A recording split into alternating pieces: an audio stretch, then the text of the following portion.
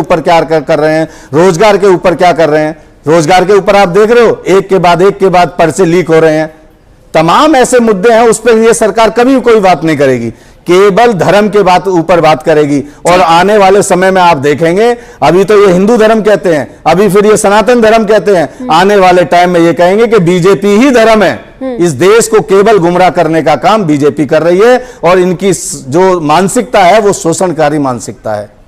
इसलिए हमें और मजबूती से देश को, प्रदेश को मजबूत करना है, गांव को मजबूत करना है, इनको उजागर करना है। इनकी नीति जो है केवल शोषणकारी नीति है और कुछ नहीं है। बीजेपी ही धर्म बनने जा रहा है, ये एक बड़ी भविष्यवाणी आपने कर दी राकेश जी। लेकिन अपने दर्शकों को बता दें कि सीएम योगी का जो जादू चला है उसके पीछे कुछ फैक्ट्स आपको बता देते हैं, कुछ रीजन आपको बता देते हैं कि क्या क्या वजह रही। कहा जा रहा है कि जो नारा दिया गया था बटोगे तो कटोगे, वो नारा लोगों को भाया है।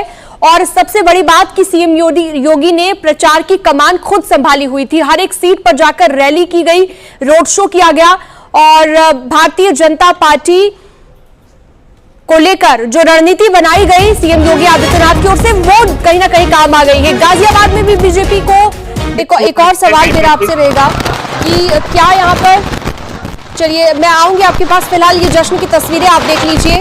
भारतीय जनता पार्टी के खेमे में पटाखे जला, बहुत सारी ऐसी जगहों पर जहां पर कहा जा रहा है कि बीजेपी के उम्मीदवार आगे हैं, धीरे धीरे जीत भी रहे हैं। ऐसे में जो मैंने थोड़ी देर पहले आपसे सवाल किया था कि कहीं चिंतन मंथन किया जाएगा या फिर नहीं, और समाजवादी पार्टी की जो बढ़ी हुई सीटें थी लोकसभा चुनाव में, कहीं वो ओवर कॉन्फिडेंस तो वजह नहीं बन गया कि इस बार उतना बढ़िया प्रदर्शन नहीं हो पाया जितना आपने किया था लोकसभा चुनाव में? देखिए, जब 20 तारीख को वोटिंग हो रही थी उत्तर प्रदेश में बाई इलेक्शन में, तभी हमें अंदेशा हो गया था कि ये शासन प्रशासन चुनाव लड़ रहा है, इसमें कोई दो मत नहीं है। ये हमारे लोगों को, देश की जनता को, प्रदेश की जनता को जहाँ जहाँ बाई इलेक्शन हो रहे हैं उनको ये वोट डालने से रोकेंगे, और इसमें कोई संदेह भी नहीं था। राष्ट्रीय अध्यक्ष जी ने प्रेस कॉन्फ्रेंस करके अवगत कराया। आपने रिवॉल्वर वाली फोटो देखी है, आपने पत्थर मारने वालों की फोटो देखी है। लेकिन उस पर तो आरोप ये लग रहे हैं कि अखिलेश यादव कहीं से लेकर आए वो एडिटेड फोटो। उसकी जांच करा लीजिए, कहां से फोटो लेके आए है, तो उसी क्षेत्र की, कहीं विदेश से तो नहीं आई वो फोटो। नहीं, लेकिन उस पर ऐसी सफाई भी दे चुके हैं। आप इन बीजेपी की मानसिकता को समझने की कोशिश करिए। बीजेपी की मानसिकता है डालो फूट कर लो लूट, जैसे अंग्रेजों का एक मंत्र रहता था, उसी प्रकार से दे दो चंदा और ले लो धंधा।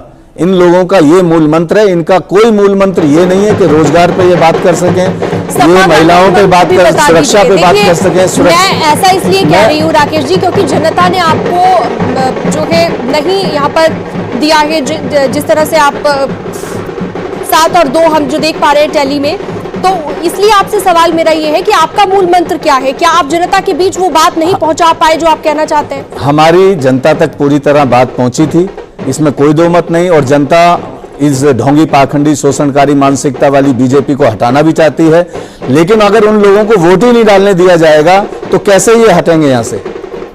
मेन चीज तो ये है कि वोट डालने दिया जाए।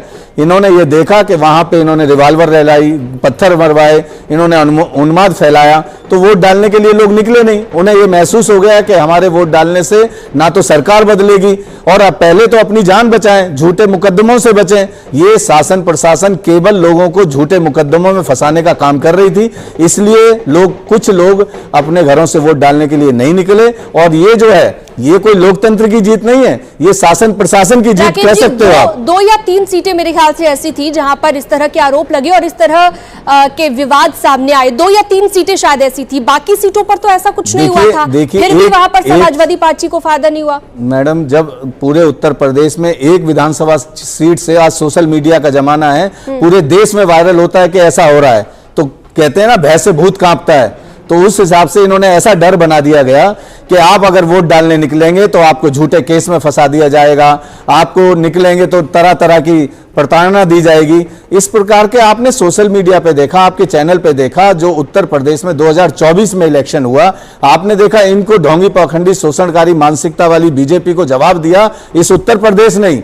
और चंद दिनों के बाद आप देखोगे ऐसा रिजल्ट, जबकि मैं खुद कह रहा हूं कि मैं गांव-गांव घूमा हूं, लोगों से बात की, लोगों का जन आक्रोश इनके बीजेपी के खिलाफ था, शासन प्रशासन के खिलाफ था। ये चुनाव अगर निष्पक्ष होता तो 9 की 9 सीटें उत्तर प्रदेश की ठीक है, इसका समाजवादी जवाब पार्टी आलोक जीतती। अवस्थी जी देंगे। आलोक जी, देखिए- सीधे सीधे कहा जा रहा है कि देखिए प्रशासन ने साथ नहीं दिया। आगे देखते ना, क्यों आपने शासन प्रशासन को आगे कर दिया। लोकसभा के चुनाव पॉलिटिकल आप पार्टियों में चुनाव होने दीजिए, आपको जवाब मिलेगा। जैसा आपको जवाब मिला ना उत्तर प्रदेश 2024 के लोकसभा में, ऐसा ही जवाब आपको जनता पूरे 2027 के चुनाव में आपको जवाब देगी। आप निकले, उसके बाद उसको जनता को जाना चाहिए, और हारने के बाद आप ढोंगी और पाखंडी जनता को बता रहे हैं, इससे बड़ा तो अपमान ये जनता का अपमान आपने किया है। अगर आपने मुद्दों पे चुनाव लड़ा होता, जैसे कि आपने हाथरस की घटना, महिलाओं को आपने मान सम्मान दिया है। आपने मनीषा वाल्मीकि के साथ क्या किया, आपने पिंकी लोधी के साथ क्या किया, आपने गोल्ड मेडलिस्ट पहलवानों के साथ किया, आपने किसानों के साथ क्या किया। 1000 किसान आप ही के शासन प्रशासन में शहीद हो गए, आज तक उनको न्याय नहीं मिला। आज भी किसान धरने प्रदर्शन पे बैठा हुआ है, और आप किसानों की बात करते हैं। आप नौजवानों की बात करेंगे जिनको रोजगार नहीं दे रहे हैं। आप निंदा करता हूं आपका कि आप जो जनता को ढोंगी और पाखंडी कह रहे हैं। तो सच्चाई है ये। आप केवल डालो कूद कर लो लूट वाला मंत्र अपनाते हैं, जो अंग्रेजों ने अपनाया। आप राष्ट्रवाद की बात करेंगे, जो आप तिरंगे को, झंडे को फहराते नहीं थे, आप तिरंगे का अपमान करते थे। आज राष्ट्रवाद की बातें करेंगे आप। बांटने काटने राज्य पूछ के देखिए अपने नागपुर, 50 साल तक आपने तिरंगा झंडा नहीं फहराया, आप राष्ट्रवाद की बात करेंगे। दे दिया है, और जब आप अपने साथ हताशा में ढोंगी और पाखंडी जनता को बोलने लगे हैं। चिंता मत करिए, जनता का तो हम सम्मान करते हैं, लेकिन ढोंगी पाखंडी जो देश को और लोगों को बांटने का काम करते हैं, उसका विरोध करते हैं। और देखिएगा 2027 में यही जनता आपको धूल चटाएगी। अपने नेता को कहिए कि गुंडागर्दी मत दे करेंगे। वहां पे मैनपुरी के अंदर एक दलित बालिका की हत्या कर दी प्रशांत यादव ने, समाजवादी पार्टी का चेहता था। ये झूठे आरोप लगाना छोड़ दीजिए, ये झूठ बोलना आपकी फैक्ट्री है, बीजेपी की फैक्ट्री है झूठ बोलना। केवल झूठ बोलना और झूठ को फैलाना, झूठी नीयत। बलात्कार आपकी नीयत जो है केवल झूठ फैलाना है, विकास करना नहीं है। आपने ना स्वास्थ्य पे कोई काम किया, ना शिक्षा पे कोई काम किया, ना रोजगार पे कोई काम किया। आप अगर चुनाव लड़ते तो ये कटोगे बटोगे का चुनाव नारा नहीं देते आप। को, समाजवादी पार्टी को, बलात्कारियों की पार्टी को जनता कभी सत्ता नहीं देगी। जनता जानती है कि वो योगी आदित्यनाथ तो आपको 2024 में जवाब दिया ना, क्यों नहीं देगी जवाब। 2024 में लोकसभा के इलेक्शन में आपने देखा ना, इसी जनता ने आपको जवाब दिया। आपका अहंकार, आपका ये हिटलरशाही जो रवैया है, इसको जनता देख रही है। एक है तो कैसे आप जलेबी की तरह बातें घुमा लेते हैं, ये देश की जनता देख रही है। जलेबी की बातें करना शुरू कर दिया आपने तो राकेश जी। और यहाँ पर देखिए, पहले भी हमने देखा था कांग्रेस ने खूब जलेबी बनवाई थी, और उसके बाद हमने देखा था क्या हुआ था। लेकिन अभी जो आप बात कर रहे हैं उस हिसाब से टैली तो नहीं है। देखिए, आपकी सभी बातों का मैं सम्मान करती हूं, जो भी आप कह रहे हैं फैक्ट्स के साथ अगर भी कह भी रहे हैं, लेकिन जनता ने तो आपको नहीं चुनाना। तो अब ऐसे में क्या खुद पर भी मंथन करेंगे या फिर मैडम, सिर्फ आरोप जनता ने लगाते हैं? हमारे को वोट देने के लिए मन बनाया, लेकिन आपने जनता को वोट डालने नहीं दिया।